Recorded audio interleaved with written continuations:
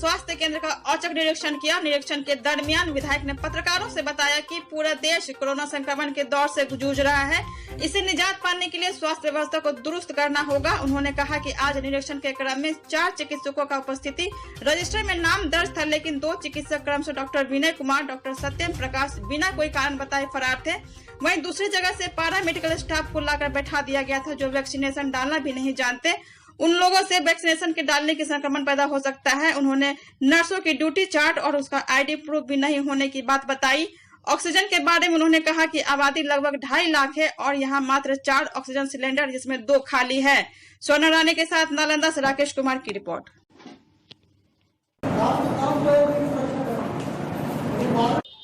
इस्लामपुर प्राथमिक स्वास्थ्य केंद्र का औचक निरीक्षण किए गए, क्या खामियां पाई गई? स्वास्थ्य व्यवस्था का क्या हाल है सर? आप जानते हैं कि अभी हमारा पूरा देश और प्रदेश कोरोना के संक्रमण से गुजर रहा है और कोरोना संक्रमण से निजात पाने के लिए जब तक स्वास्थ्य व्यवस्था को बेहतर नहीं किया जाएगा तब तक इस रोग से नहीं लड़ा जा सकता। मैं अपने निर्वाचन क्षेत्र में आज इस्लामपुर रेफरल हॉस्पिटल का निरीक्षण करने आया था कि क्या इस्लामपुर रेफरल हॉस्पिटल में जनता को बुनियादी सुविधाएं मुहैया कराई जा रही है या नहीं। उसी संबंध में मैं हॉस्पिटल का निरीक्षण करने आया और निरीक्षण के बाद हमने जो पाया है कि यहाँ पे सबसे पहले जो आज जिनकी ड्यूटी थी उसमें 4 डॉक्टरों का ड्यूटी रोस्टर में दिखाया गया था, लेकिन 4 डॉक्टर में से 2 डॉक्टर जो हैं डॉक्टर विनय कुमार और डॉक्टर सत्यम प्रकाश, ये दोनों बिना कोई कारण बताए हुए हॉस्पिटल से आज गायब पाए गए। इसके अलावा हमने पारामेडिकल स्टाफ्स के बारे में भी पूछा, तो पारामेडिकल स्टाफ्स में जो लोग लगे हुए थे वैक्सीनेशन में या टेस्टिंग में, वो सारे लोग जो हैं उस विभाग के एक्सपर्ट नहीं हैं, बल्कि दूसरे जगह से लोगों को ला करके बैठा दिया गया है, जिससे और भी संक्रमण का डर पैदा हो रहा है कि एक व्यक्ति जो सही तरीके से वैक्सीनेशन करना नहीं जानता है और वो यदि वैक्सीन डाल देगा तो उसका दूरगामी परिणाम बहुत ही खतरनाक होगा। तो ऐसे लोग भी इस हॉस्पिटल में पाए गए।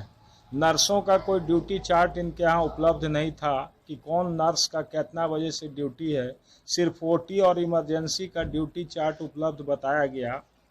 जिस ओटी और इमरजेंसी का ड्यूटी चार्ट देखने के बाद हमने जब नर्सों को खोजा तो किसी नर्स ने अपना कोई आइडेंटिटी कार्ड नहीं दिखाया और बता दिए कि हम हैं, हम ही फलना है।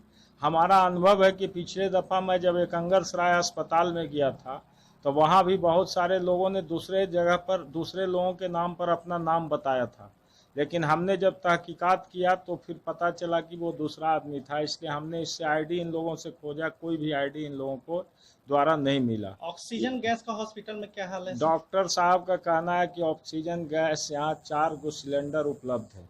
आप जानते हैं कि पूरे इस्लामपुर ब्लॉक का आबादी लगभग 2 लाख से 2.5 लाख के बीच है और ये 2.5 लाख की जनता के लिए ये जो रेफरल हॉस्पिटल है इसमें 4 सिलेंडर उपलब्ध है।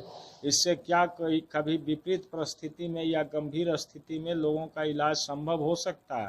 इसलिए ये यहाँ पर ऑक्सीजन का भी भारी मात्रा में किल्लत है। इसके साथ साथ दवा का वितरण का जो है उसका स्टॉक रजिस्टर का भी कोई कॉपी इन लोगों के पास अवेलेबल नहीं है।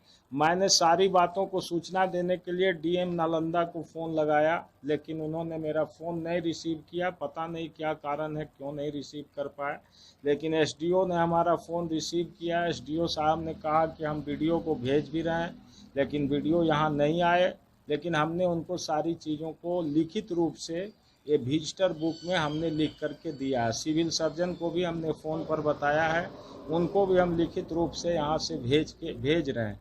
तो हम ये मांग करते हैं आप सभी लोग की, मीडिया और पत्रकार के लोग हैं, अभी इस परिस्थिति में जहाँ पर कि मानव का जीवन पर खतरा है और वहाँ यदि स्वास्थ्य विभाग का ये हालत रहेगा तो लोग भगवान भरोसे ही जिंदा रहेंगे।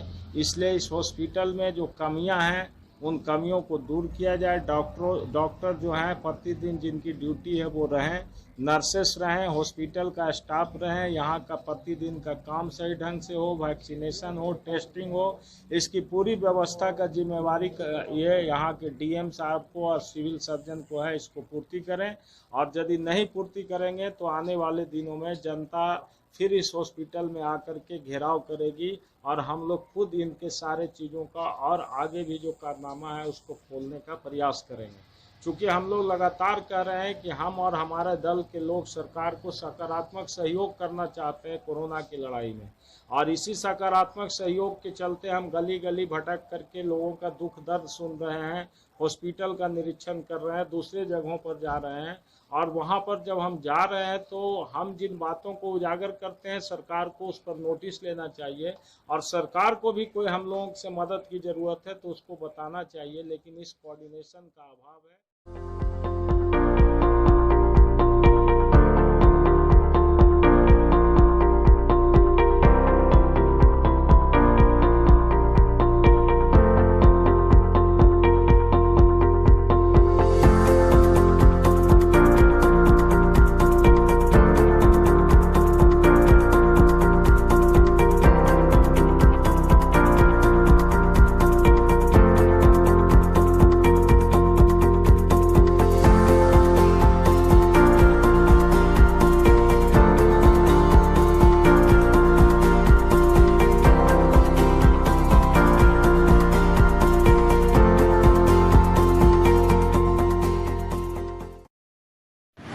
खबरों में अपडेट रहने के लिए हमारे YouTube चैनल न्यूज़ क्राइम 24 को सब्सक्राइब करें और बेल बटन को जरूर दबाएं।